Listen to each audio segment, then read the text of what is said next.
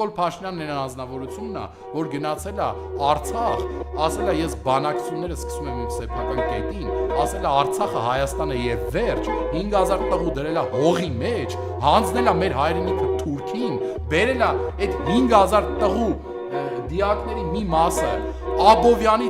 հերձարանում падվալներում 40+ աստիճանի տակ քցել է մեշոկների մեջ բարիցների իմաստով մեր հերոս տղերքի մարմինները այնտեղ փթել են ու ինքը ունի բարոյական եմ ասում, չեմ ասում այլ իրավունք, ունի բարոյական իրավունք խոսելու Հայաստանի Հանրապետությունից, ունի բարոյական իրավունք խոսելու անվտանգությունից ու դեռ մեր երկրի ղեկավարն է, ամոթ մեզ, որ մենք հանդուրժում ենք այս